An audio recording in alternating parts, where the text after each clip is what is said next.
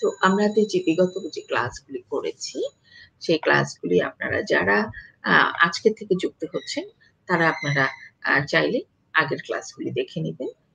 এবং কেউ যদি মনে করেন যে না বারবার আপনারা ক্লাসগুলি দেখবেন, সেটিও দেখতে পারেন। আমরা ব্যাকরণের সাথে, সাথে ব্যাকরণগত দিক পড়ছি। সাথে, সাথে আমরা প্রতিটি ক্লাসেই আমরা কবিতা আবৃত্তিও করছি। একটি করে কবিতা থাকছে আমাদের প্রতি লেসনে।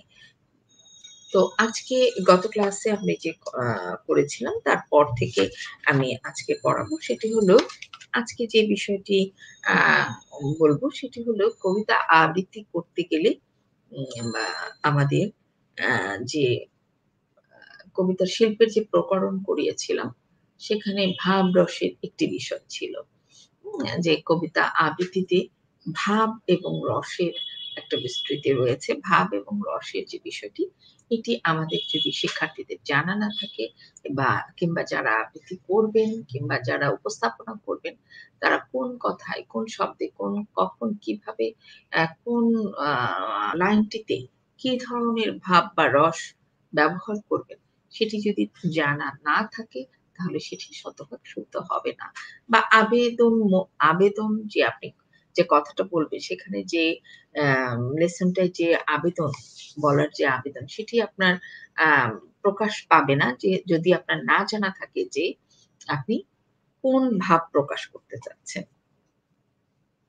আবেগ বা ভাব মানুষের কথা বলার সময় আবৃত্তির সময় সবসময় আবেগ আম আ খুবই গুরুত্বপূর্ণ একটি বিষয়। হ্যাঁ? এটি। একজন আবৃত্তিকার যখন আম স সে যখন আবৃত্তি করে তখন তো এটি একটি অনেক অন্যতম একটি আ সাবজেক্ট হয়ে যায়। উম কারণ সাধারণ শ্রোতারা যারা সাধারণ শ্রোতা থাকবেন, যারা কবিতা বোঝেন না কিন্তু আবৃত্তি শুনতে পছন্দ করেন।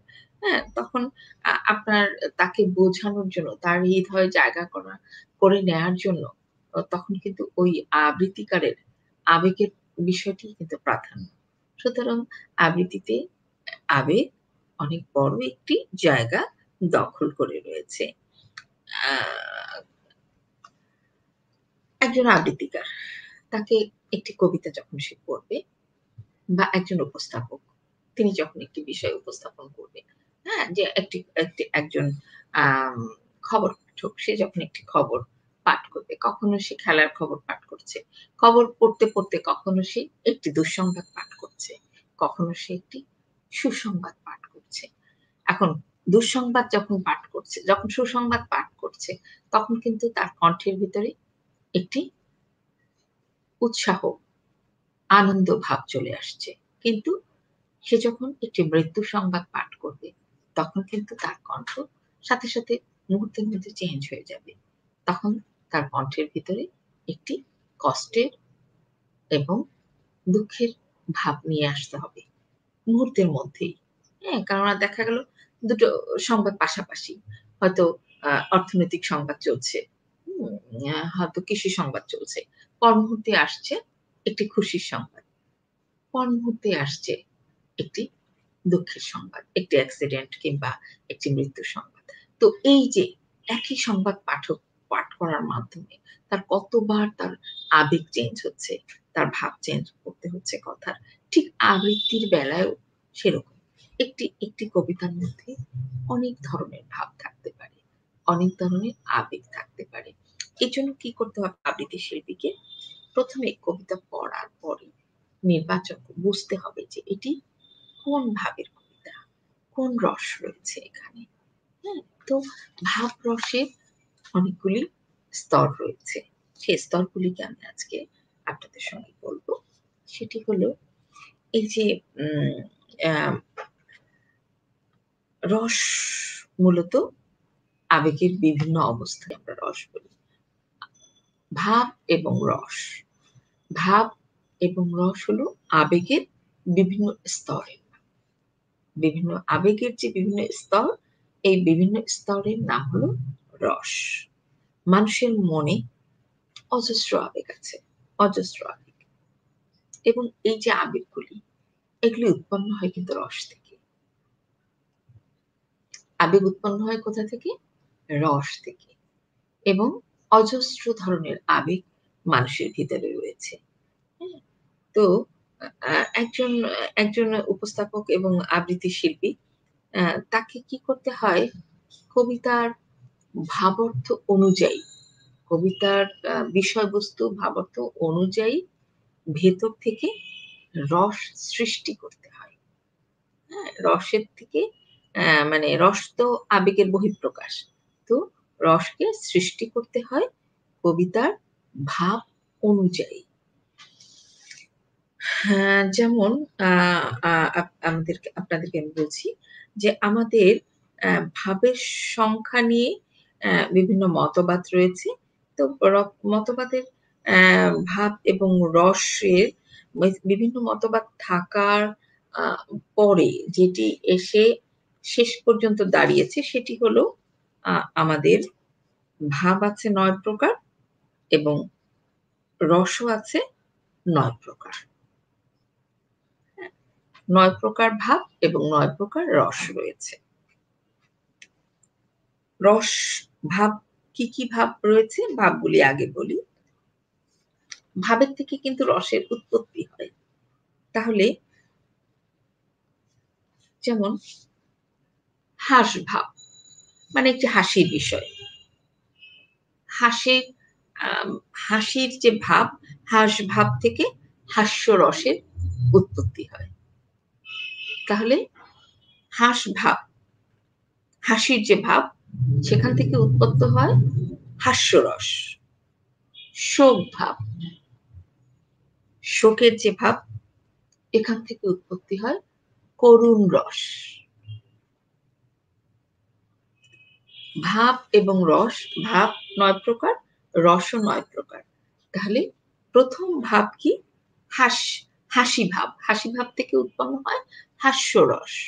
শোক ভাব থেকে উৎপন্ন হয় করুণ রস। ক্রোধ ভাব, ক্রোধ, রাগ। ক্রোধ ভাব থেকে ক্রোধ ভাব থেকে উৎপন্ন হয় রৌদ্র রস। ক্রোধ, ক্রোধ ভাব থেকে উৎপন্ন হয় রৌদ্র রস। আগেই বলছি ভাব থেকে ভাব থেকে রসের উৎপত্তি হয়। ভাব ৯ প্রকার, রস ৯ প্রকার। ১ম হাসভাব থেকে উচ্চারিত হয়, হাসভাব থেকে উৎপন্ন হয় হাস্যরস, শোক ভাব থেকে উৎপন্ন হয় করুণ রস, ক্রোধ ভাব থেকে উৎপন্ন হয় রৌদ্র রস। উৎসাহ ভাব, উৎসাহ যে ভাব, ভেতরে আমি উৎসাহ অনুভব করতেছি একটা ভাব, সেই উৎসাহ ভাব থেকে উৎপন্ন হয় বীর রস। ভয় ভাব থেকে উৎপন্ন হয় ভয়ানক রস। ভয় ভাব থেকে উৎপন্ন হয় ভয়ানক রস। সমভাব থেকে উৎপন্ন হয় শান্ত রস। রতিভাব থেকে উৎপন্ন হয় শৃঙ্গার রস। ভয় ভাব জুগুপ্সা ভাব থেকে উৎপন্ন হয় বীভৎস রস। জুগুপ্সা ভাব থেকে কি উৎপন্ন হয়? বীভৎস রস। তাহলে আর আম আমরা ৯ টি পড়লাম, ৯ টি ভাব থেকে ৯ টি রস উৎপন্ন হয়। হ্যাঁ? বলে আ আমরা আ যদি বলি যে ১ম এ আসি আমরা কি বলছি? রতিভাব। রতিভাব থেকে উৎপন্ন হয় শৃঙ্গার রস। এখন আ রতি থেকেই শৃঙ্গার রসের উৎপত্তি। আমরা মানুষের ভিতরে পুরুষ, স্ত্রী, মানুষ, মানুষের ভিতরের মধ্যে যে রাগ, অনুরাগ, ভালোবাসা, প্রেম এখান থেকেই উৎপত্তি হয় শৃঙ্গার রসের। আর তারপরে রতিভাব থেকে শৃঙ্গার রস। তারপরে আসি আমরা আ হাসভাব। হাসভাব থেকে উচ্চারণ হয়, হাসভাব থেকে উৎপত্তি হয় হাস্যরসের। যেমন ধরেন আ আমরা আ কোনো একটি বিষয় দেখে আমরা হেসে দিই। হেসে দিলে তখন হয় কি? আমাদের ওই যে হাসির যে সিকোয়েন্সটি, হাসির যে লাইনটি বা হাসির যে সিনারিটি ওটা দেখে আমাদের ভিতরে হাস্যরসের সৃষ্টি হয় বিধায় আমরা সেখানে হাসি। তো যেমন হাসি রসের কবিতা অনেক, হ্যাঁ? হাস্যরসের কবিতা রয়েছে অনেক। তো আমি যখন যে কবিতাটি পড়াবো ওটি কোন রসের কবিতা আমি তখন সেটি বলে দেব। তারপরে আছে আপনার কি আ শোক। শোকের ভাব থেকে উচ্চারণ হয়। ও শোকের ভাব থেকে করুণ রসের উৎপত্তি হয়। শোকের অনেক কবিতা আমাদের রয়েছে। দুঃখের অনেক কবিতা রয়েছে। সো দুঃখের কবিতাগুলি থেকে করুণ রস উৎপত্তি হয়। মানে আ আমরা আ শোক ভাব থেকে যে রসের উৎপত্তি হয় সেটি হলো করুণ রস। তারপরে আমরা আসি আম রৌদ্র রস উৎপন্ন হয় কোত্থেকে? ক্রোধ থেকে। ক্রোধ থেকে যে ক্রোধ ভাব থেকে যে রস উৎপন্ন হয় সেটিকে বলা হয় রৌদ্র রস। রৌদ্র রস বলতে আমরা যেটা বুঝি সেটা হলো রাগ। রাগের বহিঃপ্রকাশে যে আপনার আ যে রাগের বহিঃপ্রকাশ, দ্রোহ যে বহিঃপ্রকাশ সেখান থেকে যে রস উৎপন্ন হয় সেটাকে আমরা বলি রৌদ্র রস। বীর রস উৎসাহ ভাব। উৎসাহ inspire যেটা আমরা ইংরেজিতে বলি, উৎসাহ ভাব থেকে হয় আপনার বীর রস। উৎসাহ ভাব থেকে হয় বীর রস। বীর রস আ আ উৎসাহ দেওয়া যেমন ধরেন আ আমরা উম অনেক একুশের কবিতা আছে, যেগুলো আমরা পড়ি, স্বাধীনতার কবিতা আছে, যেগুলি পড়ে আমরা উৎসাহ অনুভব করি। এটাকে বলে বীর রস। তারপরে আছে ভয়ানক রস। ভয়ানক মানে ভয়ানক রসটা আসে কোথা থেকে? এটা ভয় ভাব থেকে। ভয় ভাব থেকে ভয়ানক রস আসে। আমরা ভূতের গল্প পড়ি। আমরা আ ভয়ের কোনো যেমন আ বাঁশবাগানে বাঁশবনে ডাকে কানাকো রাতের আঁধারে ঠেলি, বাদুর পাখার বাতাসেতে পড়ে, সুপারির বনে হেলি। চলে বনপথে জোনাকি মেয়েরা কুয়াশা কাফনে ধরি, দূর ছাই কিবা শঙ্কাময় পরাণ উঠেছে বলি। হ্যাঁ, এই যে এখানে বাঁশবনের কথা বলা হয়েছে, রাতের আঁধার ঠেলে বাদুড়ের কথা বলা হয়েছে, সুপারি বনে আ কুয়াশার কাফন পড়ে যাচ্ছে। এটি কি এই কবিতাটিতে কি ভয়ানক একটি রস আছে। ভয় ভাব আছে। ভয় ভাব আছে বিধায় আমরা ভয়ানক ভয় ভাব থেকে ভয়ানক রস আমাদের ভিতরে তৈরি হবে এবং সেভাবে আমরা পড়ব। তারপরে আছে বীভৎস রস। বীভৎস রস আসে কোথা থেকে? জুগুপ্সা ভাব থেকে বীভৎস রস। বীভৎস বীভৎস রস যেটি আছে সেটি আম আ রুদ্র মোহাম্মদ শহীদুল্লাহর অনেক কবিতা আছে। হাড়েরও ঘরখানি। হাড়েরও ঘরখানি যে কবিতাটি ওখানে আম ওই কবিতাটি কিন্তু আ বীররস, বীভৎস রসের কবিতা। তারপর তারপরে আছে অদ্ভুত রস। অদ্ভুত রস আসে কোথা থেকে? হুম? বিস্ময় ভাব থেকে আসে অদ্ভুত রস। বিস্ময় ভাব থেকে অদ্ভুত রস আসে। অদ্ভুত রস আ যেমন অদ্ভুত রসে হয় কি যেমন কণ্ঠস্বরকে উঁচুতে নিয়ে একটা অবাক হওয়ার যে একটা বিষয়, আশ্চর্য হওয়ার যে বিষয়, সেই বিষয়টি থেকে আসে কি রস? অদ্ভুত রস। হ্যাঁ? আমরা বিস্মিত হই না, ইস! ব্যাপারটা এরকম? একটা আম একটা অদ্ভুত একটা ভিতরে একটি বিস্ময়ের সৃষ্টি হয়। বিস্ময়বোধক একটি অবিশ্বাস্য একটি ভাব যখন আমাদের কোনো লেখায় ফুটে ওঠে, তখন সেটাকে বলব আমরা অদ্ভুত রস। তারপরে আসে শান্ত রস। শান্ত রস কোথা থেকে আসে? সমভাব থেকে আসে শান্ত রস। শান্ত রসে আমরা কি করব? উম একটি নির্মল শান্ত ভাব। সমভাব থেকে আসে শান্ত রস।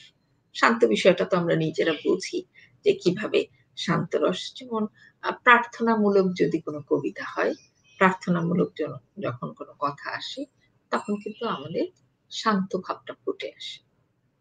তাহলে আমরা ভাব থেকে রসের উৎপত্তি হয়। আমরা যখন বুঝতে পারবো যে এটি এই ভাবের কবিতা, এই ভাব এখানে উপস্থাপিত হবে, এই লাইনে এই ভাব হবে, তখন আমাদের ভিতরে রসের সৃষ্টি অটোমেটিক চলে আসবে।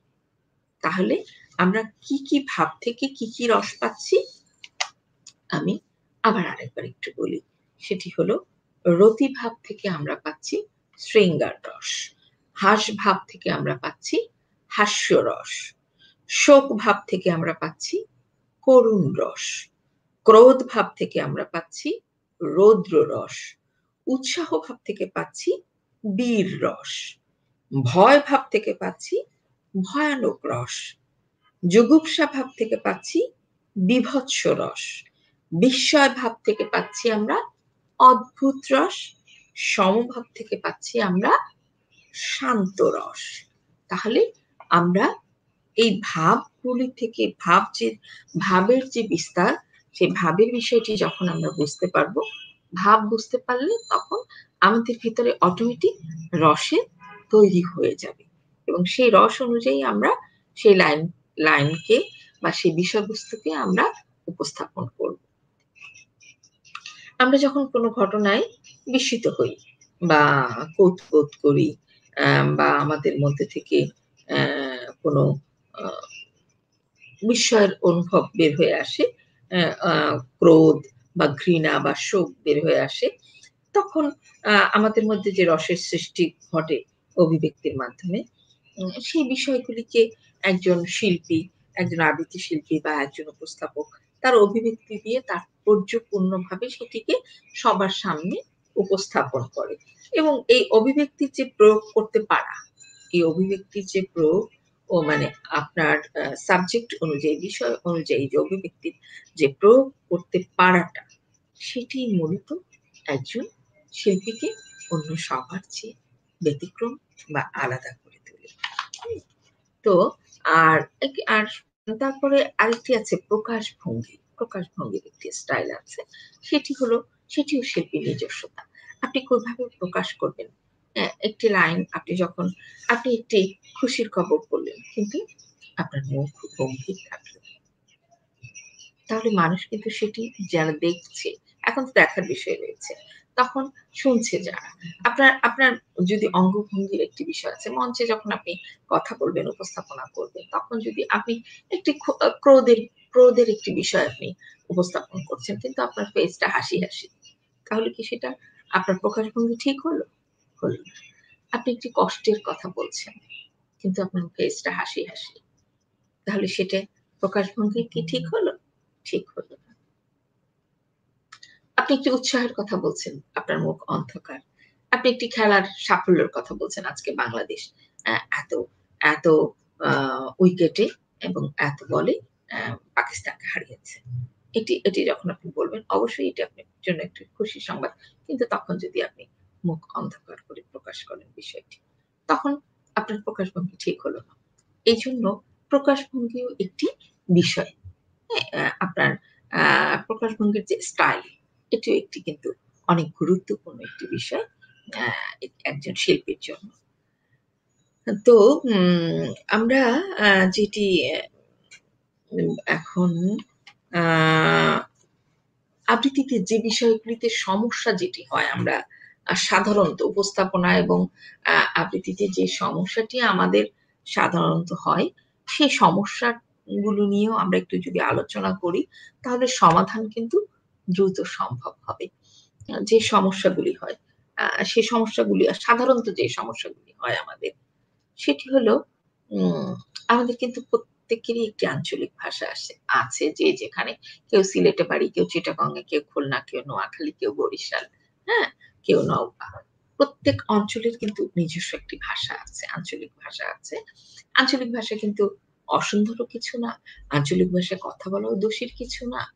আমাকে যে সবসময় প্রমিত উচ্চারণে কথা বলতে হবে তা কিন্তু না। আমি আমার অঞ্চলের ভাষায় কথা বলতেই পারি। আর আ আমরা ব্যাকরণগতভাবে যেটা পড়েছি, আমরা জেনেছি সেটা হলো আমরা মনে করি কি একেক জেলার ভাষা একেক রকম। কিন্তু মূলত প্রতি ৬ কিলোমিটার দূরে ৬ কিলোমিটার পরপরই ভাষার কিন্তু তারতম্য আছে। একই একই খুলনার মধ্যে ৬ কিলোমিটার পরপর ভাষার যশোরের ভাষা একরকমের, নড়াইলের ভাষা আরেকটু একরকমের। আপনি খুলনায় গেলে আরেক রকমের।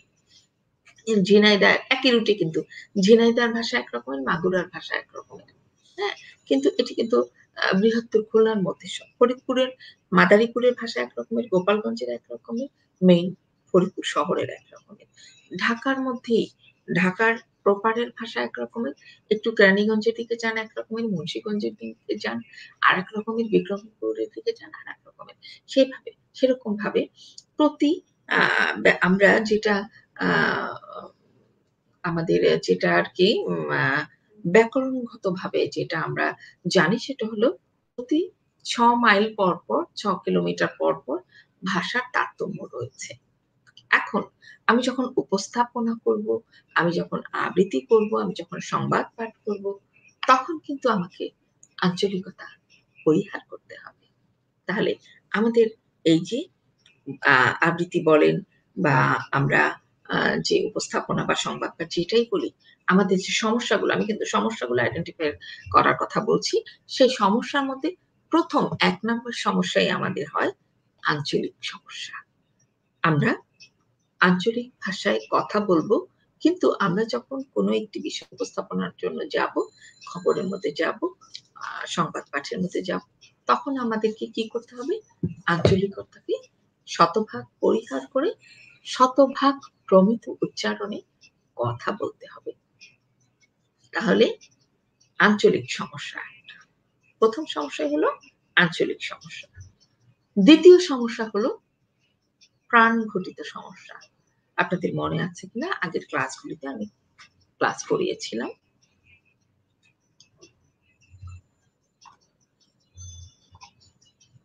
অল্প প্রাণধ্বনি এবং মহাপ্রাণধ্বনির পার্থক্য আমি পড়িয়েছিলাম। অল্প প্রাণধ্বনি কোনগুলি? যে খ, ক, চ, ট, ত, প, গ, জ, ট, দ, ব অল্প প্রাণ, আর খ, ছ, ঠ, ত, ফ, ঘ, জ, ট, দ, ভ এগুলি মহাপ্রাণ।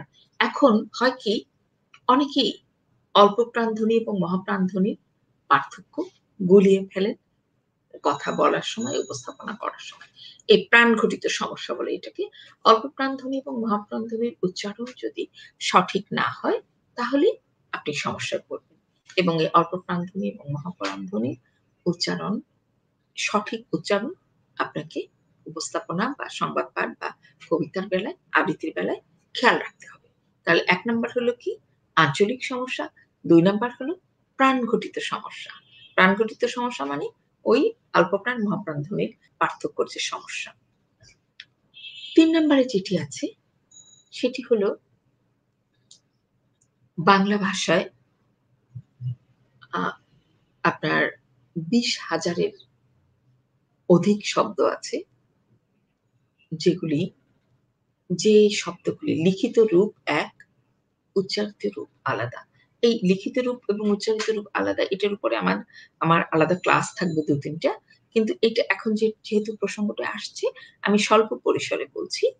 সেটি হলো লিখিত রূপ এক, উচ্চারিত রূপ আলাদা। এভাবে ২০,০০০ এর অধিক শব্দ আমাদের রয়েছে। যেমন আমি ২-১ টা উদাহরণ দেই। যেমন আমরা বলি ন, দয়, দীর্ঘি, নদী। লিখি কিন্তু আমরা নদী। ন, দয়, দীর্ঘি, নদী লিখি। কিন্তু আমরা উচ্চারণ কি করি? নদী। তাহলে লিখিত রূপ এক, উচ্চারিত রূপ আলাদা।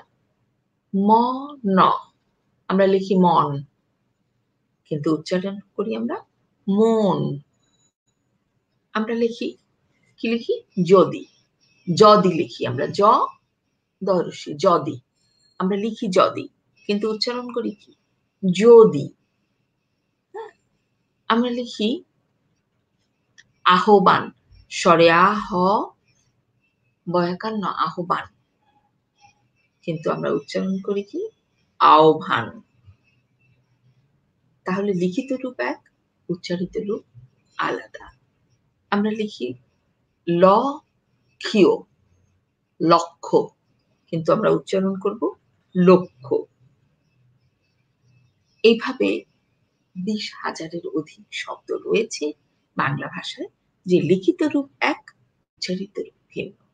এই লিখিত এটিও এখানে যারা গুলিয়ে ফেলবে, এটি যারা না জানবে যে কোনটি লিখিত রূপ কেমন, উচ্চারিত রূপ কেমন, লিখিত রূপ যা, উচ্চারিত রূপ আলাদা। যেমন ধরেন বন, বন আমরা লিখি বন। ব ন বন। বন জঙ্গল বলি না? একটু ভুল। বন জঙ্গল, বন। তাহলে আমরা লিখছি বন, উচ্চারণ করছি বন। এভাবে হাজার, হাজার শব্দ রয়েছে। এইজন্য লিখিত রূপ এবং আ শব্দের লিখিত রূপ এবং উচ্চারিত রূপের পার্থক্যটা বা আমাদের এই যে এটার একটি সিস্টেম আছে, যে সিলেবাস রয়েছে, যে কিভাবে আমরা বুঝবো যে কোনটি বর্ণের শব্দের লিখিত রূপ, কোন শব্দগুলির লিখিত রূপ আর উচ্চারিত রূপ ভিন্ন। তাহলে ৩ টি সমস্যা আমরা ধরতে পারলাম। কি, কি? একটি হলো আঞ্চলিক সমস্যা, দ্বিতীয় হলো প্রাণঘটিত সমস্যা, তৃতীয় হলো লিখিত রূপ এবং উচ্চারিত রূপে ভিন্নতা। ৪ নাম্বার আছে, সেটি হলো একাধিক বর্ণ কিন্তু উচ্চারণ এক। এটিও কিন্তু একটি সমস্যা। আ যেমন আমাদের বাংলা ভাষায় একাধিক বর্ণ রয়েছে কিন্তু। ন রয়েছে ২ টো, স রয়েছে ৩ টি, র রয়েছে ৩ টি, বয়শূন্য র, ডয়শূন্য র, ঢয়শূন্য র, ৩ টি র রয়েছে। তারপরে স রয়েছে ৩ টি, ন রয়েছে ২ টো। এইজন্য আমাদের এই যে একাধিক আ বর্ণ একাধিক কিন্তু উচ্চারণ একই রকম। এই বিষয়গুলি আ অনেকের গুলিয়ে ফেলেন অনেকে। উম র এর উচ্চারণ র এবং র, র উচ্চারণ আ অ র আর র,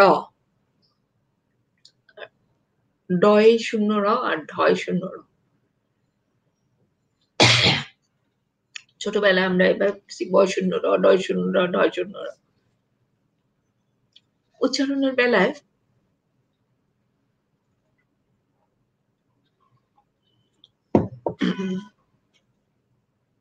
এগুলি যদি আমরা গুলিয়ে ফেলি, এই বিষয়গুলির জন্য আমাদের সমস্যা হয়। তাহলে আরেকটি সমস্যা যেটি, সেটি হলো আন্তরিকতার অভাব বা সদিচ্ছার অভাব। কেউ যদি ইচ্ছা করে যে হ্যাঁ, আমি এই জিনিসগুলিকে এভয়েড করব, তাহলে সে করতে পারে। পরিহার করবে। কেউ যদি ভাবে যে হ্যাঁ, আমি এই জিনিসগুলিকে পরিহার করব, সে করতে পারে। শুধু তাকে মাত্র এটা ডিসিশন নিতে হবে যে হ্যাঁ, আমি আঞ্চলিক সমস্যা পরিহার করব, আমি প্রাণঘটিত সমস্যা পরিহার করব, আমি লিখিত রূপ, উচ্চারিত রূপ কি এটা জেনে নিব। বর্ণের একাধিক একই বর্ণ একাধিক রয়েছে। এগুলির কোনটার কিভাবে উচ্চারণ সেটি আমি জেনে নিব। এটি করলে তখন এই যে এটি সমাধান হয়ে যায়। তো আমরা এখন একটি কমার্শিয়াল ব্রেকে যাচ্ছি।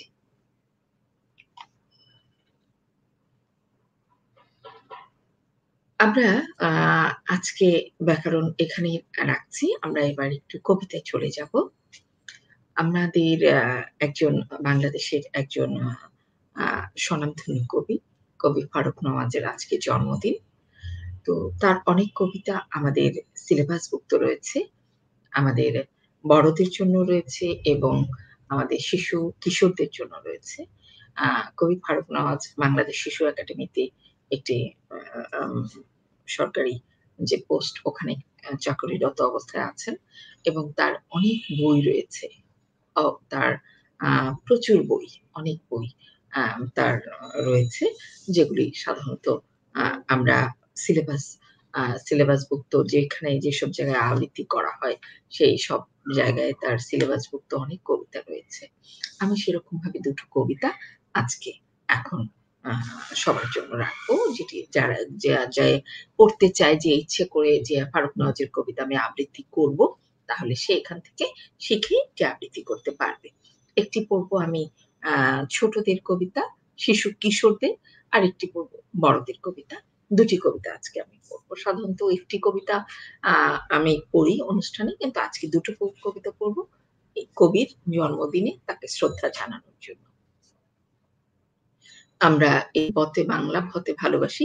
এই অনুষ্ঠানের মাধ্যমে কবি ফারুক নওয়াজকে তার জন্মদিনে জানাচ্ছি অনেক, অনেক ভালোবাসা এবং শ্রদ্ধা। কবি দীর্ঘজীবী হোক। তার সুস্থতা এবং তার দীর্ঘায়ু আমরা কামনা করছি। টিভি-19 এর পক্ষ থেকে কবি ফারুক নওয়াজের প্রতি আমাদের অনেক, অনেক শ্রদ্ধা এবং ভালোবাসা। পড়ছি কবি ফারুক নওয়াজের কবিতা, নাম ছিল তার টুই। এটি একটি মুক্তিযুদ্ধের যুদ্ধভিত্তিক কবিতা। শিশু কিশোরদের জন্য। এটি বাফা এবং শিশু একাডেমি এবং বিভিন্ন একাডেমিতে সিলেবাসভুক্ত কবিতা, যেখানে শিশু কিশোররা এটি পড়ে থাকে। নাম ছিল তার টুই, কবিতার শিরোনাম। লিখেছেন কবি ফারুক নওয়াজ। নাম ছিল তার টুই, সেই ছেলেটার বন্ধু ছিল হাসনা হেনা জুই। চাঁদনি রাতে চাঁদ ভুবন জুড়ে রাখত পেতে লালচে আলোর ফাঁদ। ঠিক তখনই টুই আবেগ ভরে বলতো, ও চাঁদ আয় না তোকে ছুঁই। টুইয়ের ছিল ছোট্ট একটা মন, মনটাকে সে স্বপ্ন দিয়ে বুনতো সারাক্ষণ। কখনো সে পঙ্খী হতো, কখনো নীলঘুড়ি, কখনো বা বুবুর হাতের টুংটুঙানি চুড়ি। মায়ের চোখে টুই ছিল এক পাখি, কখনো মা জড়িয়ে বুকে বলতো, তোকে কি নামে যে ডাকি। বুবু বলতো বুবু বলতো টুই, দুষ্ট ছেলে তুই, সারাটা দিন ছুটোছুটি, সারাটা দিন খেলা। বুবুর কথায় টুই মোটেই কান দিত না, ভাবটা যেন হাতে যে তার কাজ রয়েছে মেলা। এমনি করে মায়ের আদর বোনের স্নেহ নিয়ে টুই দাঁড়ালো ৮ বছরে গিয়ে। হঠাৎ নামে ৭১-এর ভয়ঙ্করী রাত। মেশিন গানের ট্রিগারে সব শত্রু সেনার হাত। একসঙ্গে উঠল নড়ে চড়ে, গুলির ঘায়ে মানুষগুলো পাখির মতো পড়ে। জানলা দিয়ে দেখছিল টুই দৃশ্য ভয়ঙ্কর। ঘটার যাতাই ঘটল অতঃপর। একটি গুলি ছিটকে এসে ঝাঁঝরা করে টুই সোনাটার বুক, ঝাঁঝরা করে মায়ের আদর, বোনের স্নেহ, স্বপ্ন বোনা সুখ। স্বাধীনতার ইতিহাসে হয়তো টুইয়ের নাম লেখা নাই জানি, তাই তো আমি জানিয়ে দিলাম অলিখিত এই কাহিনীখানি। থাকবে বেঁচে টুই, লাল সবুজের এই পতাকা যতটা দিন করবে নীলাভ নীলিমা ছুঁই ছুঁই। থাকবে বেঁচে টুই, লাল সবুজের এই পতাকা যতটা দিন করবে নীলাভ নীলিমা ছুঁই ছুঁই। তার মানে কি, টুই যুদ্ধের সময় ৭১-এ যখন যুদ্ধ হয়েছে, সেই যুদ্ধে যখন পাকিস্তানি আর্মিরা আমাদের দেশে যুদ্ধ করেছে, তখন ওরা যখন গোলাগুলি করছিল দেশের মধ্যে, তখন এই যে গুলির শব্দ হচ্ছিল, টুই তো জানে না, টুই তো ৮ বছরের একটি বাচ্চা। সে জানালা থেকে দেখছিল যে কি ব্যাপার, এত শব্দ হচ্ছে কেন, এখানে কি কি হচ্ছে। স্বাভাবিক, আমরা যখন একটু শব্দ শুনি, আমরা যদি ঘরের ভিতরে থাকি, আমরা যদি হঠাৎ করে কোনো ভয়ঙ্কর শব্দ শুনি বা কোনো রকম কোনো যদি একটু মিউজিকও শুনি, তখন কিন্তু আমরা ঘর থেকে বের হয়ে জানালার কাছে আসি, দরজার কাছে আসি, কি হচ্ছে এটা বোঝার জন্য। টুইও কি করলো? টুই অনেক চঞ্চল একটি ছেলে। টুই করলো কি তখন? শব্দ শুনে, ওই যে গোলাগুলির শব্দ হচ্ছে, বন্দুকের শব্দ হচ্ছে, গুলির শব্দ, বোম ফাটার শব্দ। টুই কি হচ্ছে এটা বোঝার জন্য টুই জানালার কাছে এসে দাঁড়িয়েছে। তখন করলো কি? আর্মিদের, পাকিস্তানি সেনাদের একটি গুলি এসে টুইয়ের বুকে লাগলো। টুইর সাথে, সাথে সেখানে মারা গেল। এটি কিন্তু একটি সত্য ঘটনা। এই কবিতাটি যে লিখেছেন কবি, এটি একটি সত্য ঘটনা। এরকম ঘটনা ৭১-এ হয়েছে। হ্যাঁ? কবিরা কিন্তু সব কাল্পনিক লেখেন না। কবিরা কিন্তু অনেক সত্য ঘটনা নিয়ে কবিতা লেখেন।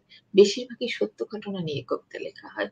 সত্য ঘটনা থাকে, তার সঙ্গে কবি কিছু তার কল্পনা মিলিয়ে লেখেন। এই কারণে তো এই টুই করল কি? তারপরে মারা গেল। হ্যাঁ?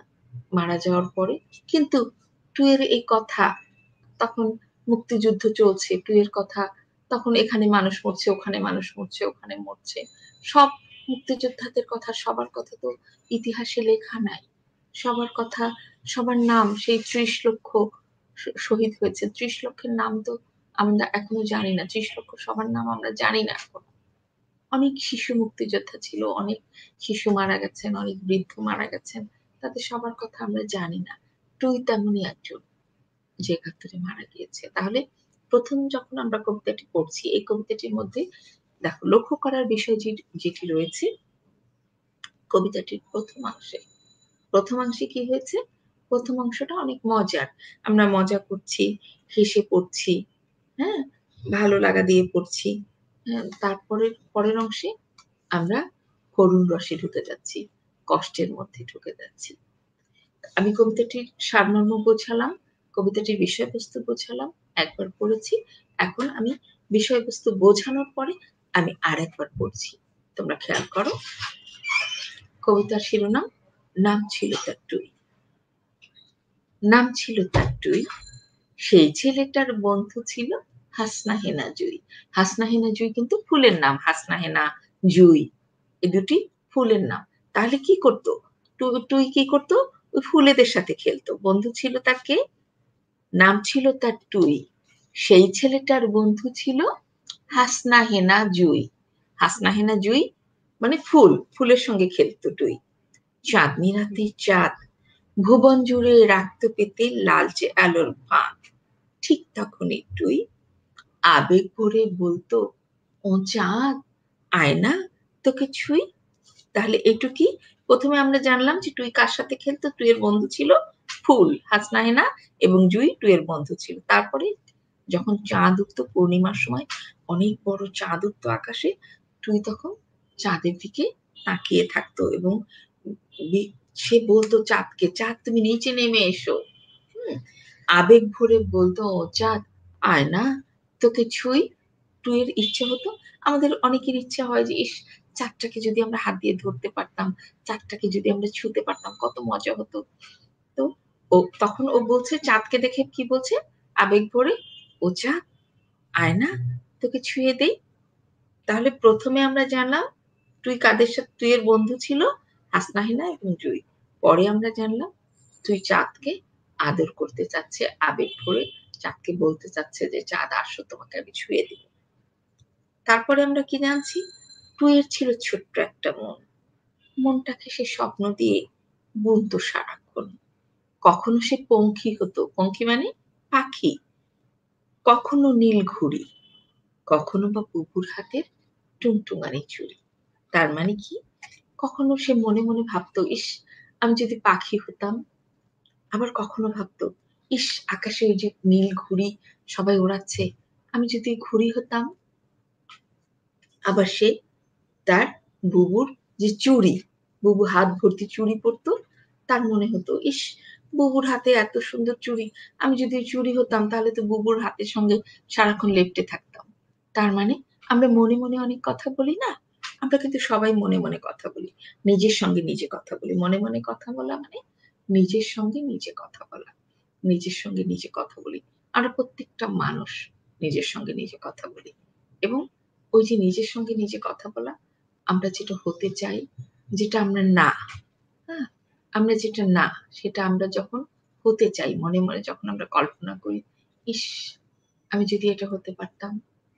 আকাশ থেকে যখন একটা প্লেন যায়, ইস আমি যদি এই প্লেনটা চালাতে পারতাম। হুম?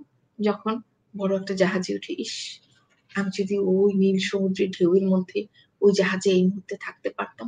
যে জিনিসগুলি আমরা পারি না, সেটা যখন আমরা মনে মনে বলি, সেটাই হলো স্বপ্ন বা সেটা হলো মনের চাওয়া। আমরা প্রত্যেকটা মানুষ মনে মনে এটা বলি। তাহলে তৃতীয় প্যারায় কি আসলো? টুইয়ের ছিল ছোট্ট একটা মন, মনটাকে সে স্বপ্ন দিয়ে বুনতো সারাক্ষণ। কখনো সে পঙ্খী হতো, কখনো নীল ঘুড়ি, কখনো বা বুবুর হাতের টুনটুনারি চুড়ি। মায়ের চোখে টুই ছিল এক পাখি। মায়েরা আদর করে বাচ্চাদের বাবুদের কত নামে ডাকে না? ও বাবু সোনা, ও পাখি, ও টিয়া, ও ময়না। বেশিরভাগ মায়েরাই কিন্তু পাখির নামে বাবুদেরকে ডাকে। আমি আমার বাবুকে কিন্তু অনেক পাখিদের নামে ডাকি। বাবু সোনা, টিয়া পাখি, ময়না পাখি, চড়ুই পাখি এগুলি বলি। তো মায়ের চোখে টুই কি ছিল? একটি পাখি। মায়ের চোখে টুই ছিল এক পাখি। কখনো মা জড়িয়ে বুকে বলতো, তোকে কি নামে যে ডাকি? মানে ওর নাম তো ছিল টুই, কিন্তু মা মায়ের মন ভরতো না টুই বলে। মা বিভিন্ন নামে ওকে ডাকতো আর বলতো যে তোকে আদর করে আমি কি নামে যে ডাকি। বুবু বলতো, টুই দুষ্ট ছেলে তুই। বুবু ছিল ওর একটা, বুবু মানে বোন। বুবু বলতো, বুবু বলতো, টুই দুষ্ট ছেলে তুই, সারাটা দিন ছুটোছুটি, সারাটা দিন খেলা। টুই তো চঞ্চল ছিল, ও সারাক্ষণ দৌড়াদৌড়ি করতো, সারাক্ষণ খেলতো, হ্যাঁ? সারাক্ষণ বুবুর সঙ্গে দুষ্টামি করতো। বুবুর কথায় কিন্তু বুবু বলতো, টুই দুষ্ট ছেলে তুই, সারাটা দিন ছুটোছুটি, সারাটা দিন খেলা। কিন্তু বুবুর কথায় টুই মোটেই কান দিত না। ভাবটা যেন হাতে যে তার কাজ রয়েছে মেলা। বুবু বলতো যে, টুই তুমি খুব দুষ্ট, সারাটা দিন এত ছুটোছুটি করো, সারাটা দিন খেলা করো। কিন্তু টুই একটু একদম ভ্রুক্ষেপ করতো না, বুবু যা বলে বলুক। এমনি করে মায়ের আদর, বোনের স্নেহ নিয়ে টুই দাঁড়ালো ৮ বছরে গিয়ে। এতক্ষণে আমরা জানলাম টুইয়ের বয়স কত। টুইয়ের বয়স ৮ বছর। এতক্ষণ আমরা জেনেছি টুই একটা ছেলে, টুই এটা করে, টুই ওটা করে, টুইয়ের বন্ধু কারা, এটা জেনেছি। কিন্তু এখন আমরা জানলাম কি? টুইয়ের বয়স ৮ বছর। এমনি করে মায়ের আদর, বোনের স্নেহ নিয়ে টুই দাঁড়ালো ৮ বছরে গিয়ে। এবার পুরো চেঞ্জ, অন্য ঘটনায় আমরা চলে যাচ্ছি। হঠাৎ নামে ৭১-এর ভয়ঙ্করী রাত। ৭১ সনে আমাদের বাংলাদেশ পাকিস্তানের সঙ্গে যুদ্ধ করে আমরা নিজস্ব একটি ভূখণ্ড, নিজস্ব স্বাধীনতা পেয়েছি। বাংলাদেশ নামে যে দেশ আমাদের, এটি আমরা পেয়েছি ৭১ সনে। কিন্তু সেই দেশ পেতে আমাদের সেই মুক্তিযুদ্ধ, সেই যে যুদ্ধ হয়েছে, সেটিকে বলে মুক্তিযুদ্ধ। ৯ মাস সেই যুদ্ধ হয়েছে। ৯ মাস যুদ্ধতে আমাদের ৩০ লক্ষ শহীদ প্রাণ দিয়েছে। তারপরে অনেক মা-বোনের সম্ভ্রম, ইজ্জত নষ্ট হয়েছে। অনেক রক্ত ঝরেছে। হ্যাঁ? অনেক বাবা যুদ্ধে যাই বলে চলে গেছেন, আর ফিরে আসেনি, যুদ্ধের মাঠে শহীদ হয়েছে। অনেক ভাই চলে গেছে, তারা আর ফিরে আসেনি। তো সেই ৭১ সনের কথা, ৭১ সনের কথা বলেছে। হঠাৎ নামে ৭১-এর ভয়ঙ্করী রাত। মেশিন গানের ট্রিগারে সব শত্রু সেনার হাত। মেশিন গান মানে বন্দুক, একটি আমরা যেটি দিয়ে যুদ্ধ করে, পিস্তল বা এক ধরনের ভয়ঙ্করী যুদ্ধাস্ত্র, এটির নাম হলো মেশিন গান। মেশিন গানের ট্রিগারে সব শত্রু সেনার হাত। হঠাৎ নামে ৭১-এর ভয়ঙ্করী রাত। মেশিন গানের ট্রিগারে সব শত্রু সেনার হাত। একসঙ্গে উঠল নড়ে চড়ে, গুলির ঘায়ে মানুষগুলো পাখির মতো পড়ে। তার মানে যখন একজন শিকারী, একদল পাখি উড়ে যাচ্ছে আকাশ থেকে বা বনে জঙ্গলে পাখি, শিকারী যখন বন্দুক থেকে গুলি মারে, তখন একসঙ্গে অনেক পাখি ঝাঁকে ঝাঁকে ঝাঁকে ঝাঁকে পড়ে যায়। সেই তখন ৭১-এর সেই যে ভয়ঙ্করী রাত, তখন কি হচ্ছিল? শত্রুরা যখন মেশিন গান দিয়ে গুলি করছিল, মানুষরা সব তখন পাখির মতো মরে মরে পড়ে যাচ্ছিল। জানলা দিয়ে দেখছিল তুই, দৃশ্য ভয়ঙ্কর। এই যে মানুষ পড়ে যাওয়া পাখির মতো মেশিন গানের ট্রিগারে চাপ দিয়ে যে মানুষকে গুলি করা, এবং গুলি করার পরে মানুষ যে পাখির মতো করে ঝরঝর করে মরে পড়ে যাচ্ছিল, এগুলি তুই জানালা থেকে দেখছিল। এবং সেই দৃশ্যটা কি? একটি ভয়ঙ্কর দৃশ্য, একটি ভয়ের দৃশ্য। হ্যাঁ, একটি ভয়ঙ্কর দৃশ্য। তুমি কল্পনা করো যে তুমি তুমি তুমি তুই টুইয়ের জায়গায় নিজেকে কল্পনা করো যে তুমি জানালা থেকে এরকম একটি ভয়ঙ্কর দৃশ্য দেখছো। জানলা দিয়ে দেখছিল টুই, দৃশ্য ভয়ঙ্কর। ঘটার ছাতায় ঘটল অতঃপর। একটি গুলি ছিটকে এসে ঝাঁঝরা করে টুই সোনাটার বুক। ওই যে গোলাগুলি হচ্ছে, এদিক থেকে গুলি করছে, ডানে থেকে গুলি, বামে থেকে গুলি, সামনে থেকে গুলি, পেছন থেকে গুলি। ওরই একটা গুলি ছিটকে এসে টুইয়ের যে জানলায় দাঁড়ানো, টুইয়ের বুকে এসে লাগলো। জানলা দিয়ে দেখছিল তুই, দৃশ্য ভয়ঙ্কর। ঘটার যাতাই ঘটল অতঃপর।